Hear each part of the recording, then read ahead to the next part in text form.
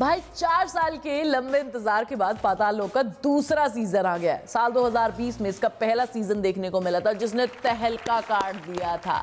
Season 2 भी prime पर release हो चुका है, लेकिन इस बार कहानी बिल्कुल अलग है। मतलब अगर तुमने पहला सीजन नहीं देखा है तो कोई बात नहीं, कनेक्टेड नहीं है तो आराम से दूसरा सीजन देख सकते हो। अलग स्टोरी है उसमें जो दिल्ली से नागालैंड तक जाती है। लेकिन सबसे बड़ा सवाल ये है कि क्या ये पाताल लोक पहले सीजन के फ्लेवर को बनाए रखती है या फिर नहीं। और शो में टोटल पूरे 8 एपिसोड है। बेसिकली तुम्हें 45 मिनट का हर एपिसोड है तो 5 से 6 घंटे तुम्हें देने पड़ेंगे इसको। तो क्या तुम्हें ये बिंज वॉच करना चाहिए या फिर नहीं, क्योंकि भैया टाइम की बड़ी कीमत होती है यार। आजकल ऐसे ही थोड़ी किसी को भी टाइम दे दोगे यार। तो तुम्हें अपने 5-6 घंटे देने हैं कि नहीं देने, सारी बातें तुम्हें बताऊंगी। लेकिन उससे पहले शॉप नाउ पर तुम्हारे लिए मैंने एक बढ़िया सी वॉच डाली है, जाओ जाकर खरीद लो, नहीं तो कहीं देरी ना हो जाए।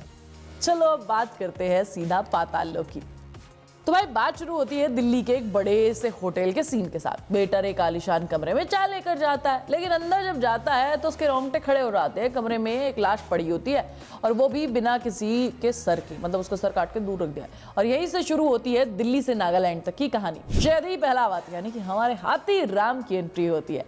अब वो वही पुराना पाताल लोक का इंस्पेक्टर है जो अपनी किस्मत और सिस्टम से लड़ रहा है, लेकिन उसके साथ उसका पुराना जूनियर अंसारी जो अब एसीपी बन चुका है। भाई इस बार दिल्ली के गंदे पॉलिटिक्स और क्राइम से निकलकर नागालैंड के कल्चर और पॉलिटिक्स तक जाती है कहानी। यहाँ की भाषा, लोकल पुलिस वाले, यहाँ के लोगों की जिंदगी, उन सारी चीजों को बहुत ही बढ़िया तरीके से एग्जीक्यूट करके दिखाया गया है। Tom died in your city offices under your watch. लेकिन सबसे बड़ा सवाल ये है कि क्या हाथीराम का जैसा कैरेक्टर हमने पहले सीजन में देखा था वैसा यहाँ देखने को मिला है। अरे भैया दिल जीत लिया उन्होंने तो। उन्होंने एक बार फिर से दिखा दिया कि वो जब भी स्क्रीन पर आते हैं तो छा जाते हैं। हाथीराम में उनका कैरेक्टर हाव भाव, भोलापन, दर्द बिल्कुल रियल लगता है। वो भी सिस्टम और अपनी किस्मत से जूझ रहा है। मतलब जैदी पहलावत को जब मैंने इस कैरेक्टर में देखती हूँ ना तो मुझे काफी रिलेटेबल सा फील होता है यार। पता चलता है कि हाँ भाई हमारा हरियाणा का बंदा है, जाट है, और एकदम अक्खड़पना जो उन्होंने बढ़िया से एग्जीक्यूट करके दिखाया है स्क्रीन पर, वो सच में देखकर मजा आ जाता है। इनफैक्ट सबसे बड़ी चीज़ ये है कि जो उनकी एज इस मूवी में हमें दिखाई गई है, वेब सीरीज में हमें दिखाई गई है, उसमें भागना कितना मुश्किल होता है उस चीज़ को भी उन्होंने अपने चेहरे पर दिखा दिया है। एक लंबा चौड़ा हट्टा कट्टा कैरेक्टर, मतलब भाग रहा है, जस्टिफाई कर रहा है, उसकी उम्र हो गई है, उसका पेट निकल गया है, लेकिन फैमिली वाला बंदा है। बेसिकली उस रोल को इन्होंने जिंदा कर दिया। मुझे लगता है कि हाँ भाई हाथीराम ऐसा कैरेक्टर कहीं ना कहीं मुझे हरियाणा में पक्का देखने को मिल जाएगा। और सबसे बड़ी चीज़ ये है कि पंच लाइन इस सीजन में मेरे लिए बहुत ज़रूरी थी यार, हाथीराम वाली।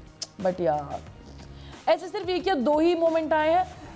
मैं पाताल लोक का ना परमानेंट निवासी, या फिर उनका बात बात पर वो गाली देना, मतलब वो रिलेटेबल लगता है। ऐसी चीज़ें मैंने हरियाणा में देखी है, लगता है कि हाँ भाई सच में ऐसा ही कैरेक्टर है।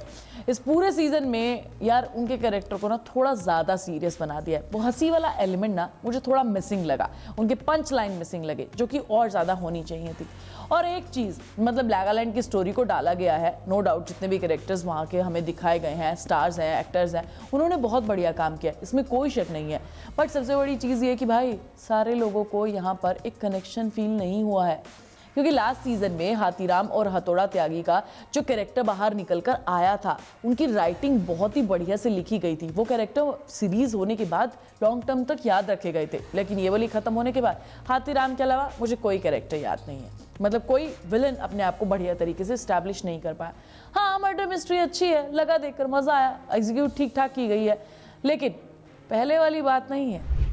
और एक सबसे बड़ी कमी मुझे ये भी लगी है कि भाई अगर आप नागालैंड की लैंग्वेज को यूज़ कर रहे हो तो मुझे लगता है कि उसे हिंदी में डब करना चाहिए था, क्योंकि वहाँ पर हम बहुत बार, ऐसा नहीं है कि 1-2 बार, बहुत बार कनेक्शन लॉस महसूस करते हैं। और सारे डायलॉग वो मुझे सब टाइटल में पढ़ने पड़े। बेसिकली आपने इंटरनेशनल फ्लेवर देने के चक्कर में अपनी कोर ऑडियंस को ही भूल गए। भाई उससे फर्क पड़ता है। जो रॉनेस हमें दिखी थी, जितने टर्न एंड ट्विस्ट पहले पार्ट में थे, जितना सस्पेंस पहले पार्ट में था, उतना यहाँ पर देखने को नहीं मिलता है। तो भाई मेरे हिसाब से सिर्फ हाथीराम के कैरेक्टर को बढ़िया से फ्लेवर दिया गया है, बाकी सब इस सीजन को खराब कर रहे हैं। इनफैक्ट उनके बेटे की केमिस्ट्री, जिसके मीम बहुत वायरल हुए थे लास्ट ईयर, वो भी इस बार देखने को नहीं मिले। वो कैरेक्टर का सिर्फ एक ही सीन है, उसे पूरी की पूरी सीरीज में दिखाया ही नहीं गया है। तो भाई अगर तुम्हारे पास बिंज वॉच करने का टाइम है तो तुम कर सकते हो, नहीं तो मेट्रो में एक एक एपिसोड खत्म कर सकते हो। ज़्यादा लोड मत लेना, नहीं भी देखोगे कोई बहुत बड़ी बात नहीं होगी। बहुत सारी ऐसी सीरीज़ आई हैं जब उनका सेकंड पार्ट बनता है तो हमारी एक्सपेक्टेशंस पर खरा नहीं उतरता है।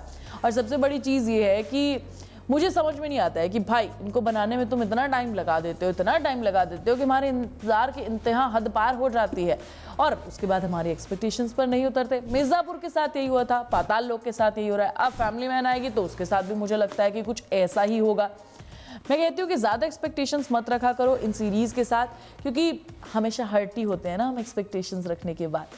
बाकी ओवरऑल सीरीज़ अब मर्डर मिस्ट्री की तरीके से देखोगे तो तुम्हें पसंद आएगी, बट अगर तुम वो पहले वाला फ्लेवर देखना चाहते हो तो तुम्हें वैसा कुछ भी देखने को नहीं मिलेगा, सिर्फ आतिराम के कैरेक्टर को छोड़कर। मैं तुम्हें नेक्स्ट वीडियो में मिलूंगी, तब तक तुम चैनल को सब्सक्राइब कर लेना, वीडियो को लाइक और शेयर कर लेना।